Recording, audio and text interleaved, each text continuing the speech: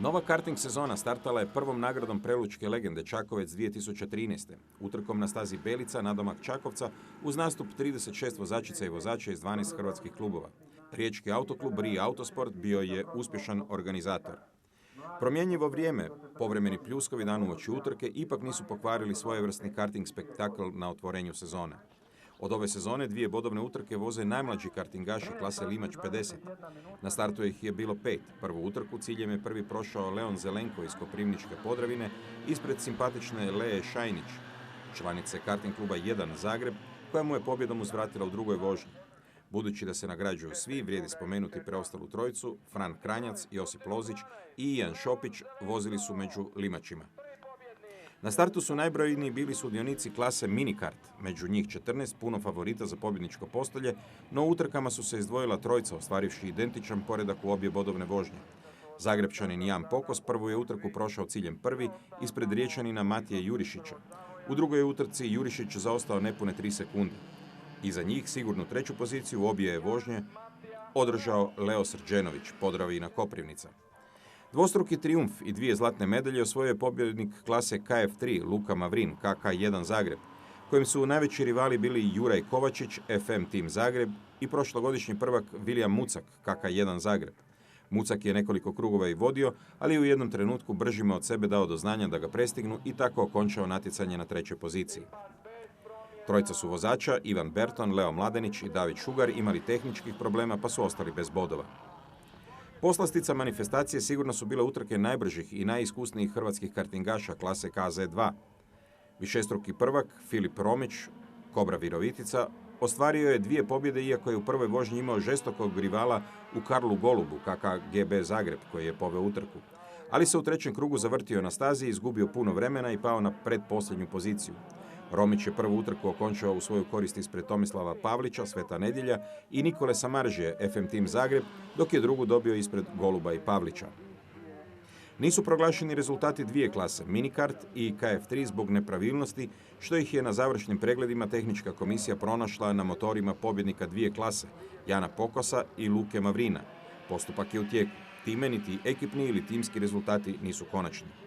Sezona je uspješno počela. Autoklub Ri Autosport, kojem je ovo bio prvijenac u organizaciji karting utrka, posebno je zadovoljan velikim brojem gledatelja, pa vjerujemo da će karting utrke i ove sezone privlačiti pozornost.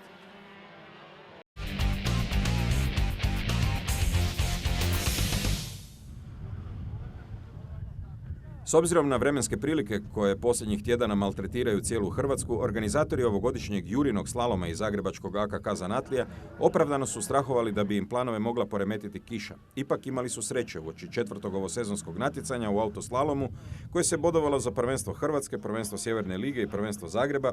Sunce je obasjalo stazu Rauš. Za natjecanje u Novom Marofu prijavilo se 66 natjecatelja i natjecateljica uz 100% odaziv, što je pomalo nevjerojatan podatak s obzirom na sve nedaće koje muče domaći autosport.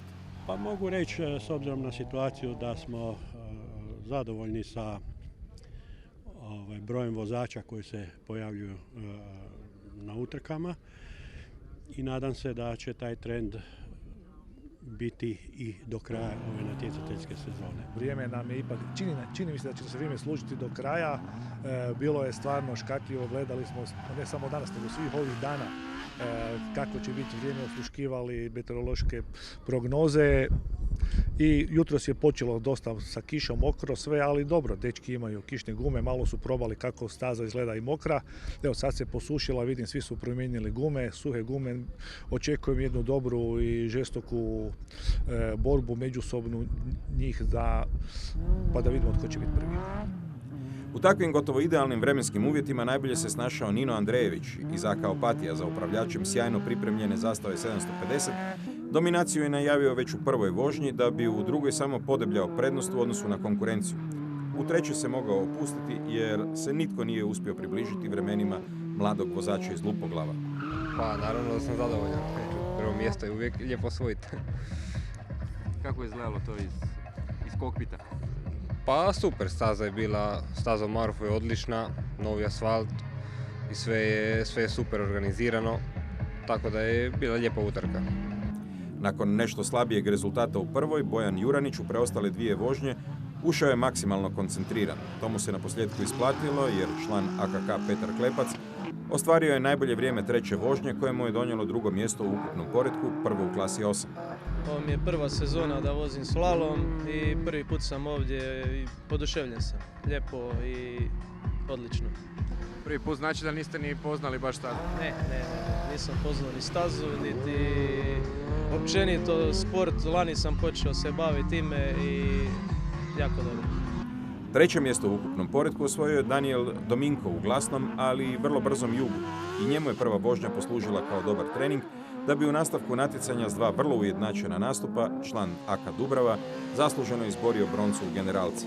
Kino sam 1,8 sekundi, izvrsno, super, opet konkurencija nije odradila svoje do kraja i bilo je super, izvrsno. Dobar rezultat. Dodajmo kako je u grupi 1 najbrži bio član SAK Samobor Dario Mučnjak u Citroenu AX. U grupi 2 najbolje vrijeme ostvario je Dario Ružić iz AK Opatija, u grupi 3 već spomenuti Andrejević koji je ujedno i najbolji junior, dok je najbrža među vozačicama bila Ivada Marija iz AK Pula Rovinj.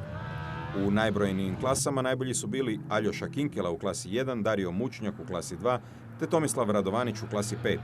Kod klubova najuspješniji Opatici ispred Pule Rovinj i Samobora.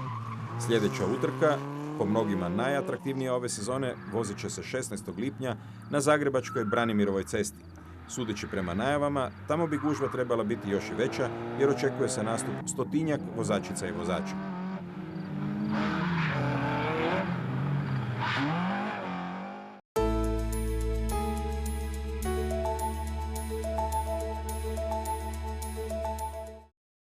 Tražite odmor vaših snova?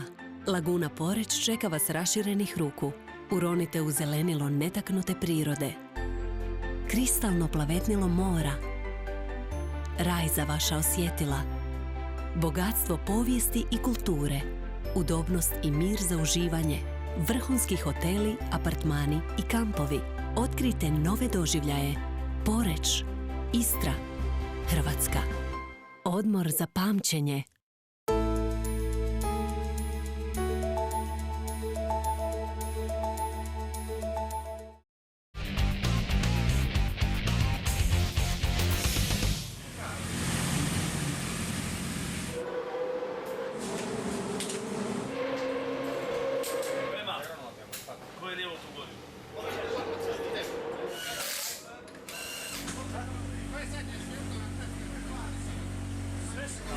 Nakon objave ulaska u Renault Clio Eurocup, s nestrpljenjem smo očekivali prve nastupe talentiranog dvojca Pulić-Belohradski. Već prva utrka u Imoli pokazala je kako našim mladićima neće biti nimalo lako. Očekivala ih je jaka konkurencija, skoro 40 vozača željnih uspjeha i afirmacije. U suradnji sa slovenskim timom Lemo, za kojeg voze, Ivan i Niko uspjeli su odraditi testiranje i krenuti u borbu s europskom elitom. Prve dvije utrke u Imoli donijeli su Puliću 6. i 12. mjesto. Pokazala se zlata vrijednom epizoda iz talijanskog Clio Kupa, gdje je prošle godine skupljao prvo iskustvo. Nikola Belohradski u prvoj je utrci osvojio 16. poziciju, a u drugoj morao odustati. U takvom okruženju krenuli su na drugu postaju sezone legendarni Spa-Francorchamps. Nastupati na ovoj stazi san je svakog ozbiljnijeg vozača. Bilo je lijepo vidjeti naše mladiće i automobile s kockicama te obilježjima gradova Zagreba i Dubrovnika. Već same kvalifikacije donijeli su pravi kaos, puno crvenih zastava, diskvalifikacija, odlazaka u bokseve. U takvim okolnostima Ivan Pulić startao je kao 33. Na prvoj šikani imao dodir s jednim talijanskim vozačem, ali se do kraja utrke uspio probiti čak za 18 pozicija i završiti kao 15. U nedjeljnoj utrci mlađi je Pulić bio još uspješniji. Krenuo je skoro sa začelja i nakon nekoliko atraktivnih preticanja završio na 13. mjestu. Kiša je pala, loše odrađene kvalifikacije, pao sam na iza 30. mjesta, oba dvije utrke starta, ali evo prva utrka 19 pozicija, tu je završim sa 33. na 15. mjesto, druga sa 30. na isto 15. ne znamo točne rezultate, puno borba, ratovi, prezadovoljno, velika škola za mene što se tiče preticanja i velika škola za mene za dalje. Nikola Belohradski imao je odličan start u prvoj subotnjoj utrci, u jednom trenutku uspio se čak probiti u top 10. Bio je na 9. poziciji kad mu je otkazao motor.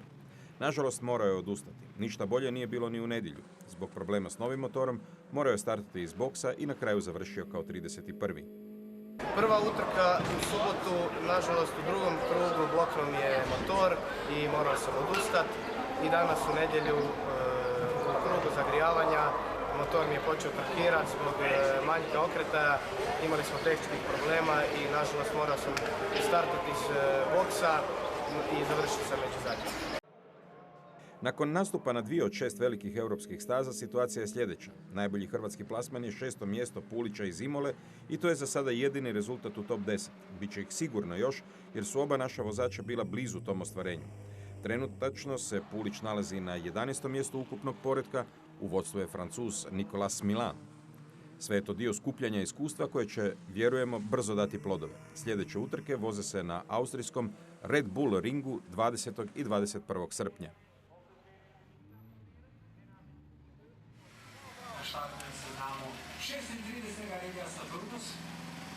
Nakon relija u Beogradu, hrvatski vozači skupljali su bodove za nacionalno prvenstvo još jednom izvan granica Lijepe naše. Ovaj put bio je to 36. reli Saturnus koji se vozio cestama Ljubljane i okolice. Riječ je o uglednom natjecanju svojevrsnom vršnjaku naše Delte, koji iza sebe također ima dugu tradiciju. Posljednjih sezona Slovenci su mijenjali itinerer i format relija, a ove godine reli je bio dug 389 km s 11 zahtjevnih brzinskih ispita. Nakon što je Šebelj pokorio Beograd, bilo je zanimljivo vidjeti hoće li još neka hrvatska posada zablistati u jakoj međunarodnoj konkurenciji vozača iz 10 zemalja. S obzirom da su Šebelj i Klinc preskočili Saturnus, očekivao se dvoboj Daniela Šaškina i Mađara Janoša Silađija, koji ima hrvatsku licencu i vozi za AK Delta Sport. U dvoboju 2 Mitsubishija bolje se snašao Silađi i odnio pobjedu u prvenstvu Hrvatske. Inače se za nacionalno prvenstvo bodovalo samo 7 prvih brzinskih ispita, odnosno prva 2 dana, u petak i subotu. Tu je Silađi skupio 48 sekundi prednosti ispred istarsko-zagrebačke kombinacije Šaškin-Brunner. Inače, ukupni pobjednik Saturnus relija već drugu godinu zaredom je Slovenac Alex Kumar sa suvozačem Florianom Rusom. Slovenci su vozili ujednačeno i uzeli prvo mjesto bez jedne pojedinačne pobjede na brzincima. Od ostalih hrvatskih posada ističemo 3. mjesto Williama Prodana u Citroenu C2 Max, koji je sa suvozačem Bojanom Krotom upisao prve ovogodišnje bodove u prvenstvu Hrvatske. Prodan je nakon 3 utrke vodeći u Mitropa Kupu u konkurenciji automobila na 2 pogona. Iza njih svrstala se još jedna posada autokluba Opatija, Motorsport Davor Mihelić, Mateo Butorac. U hrvatski top 5 uspjeli su se uvrstiti Marcel Katić i Denis Rubinić. Šteta je što se u Sloveniju nije uputio veći broj naših posada, bila je to prilika za odmjeravanje snaga s jako međunarodnom konkurencijom. Humar, Gasner, Peljhan, Saljuk i društvo oduševljavali su gledatelje na zahtjevnim brzincima i mokroj i skliskoj podlozi.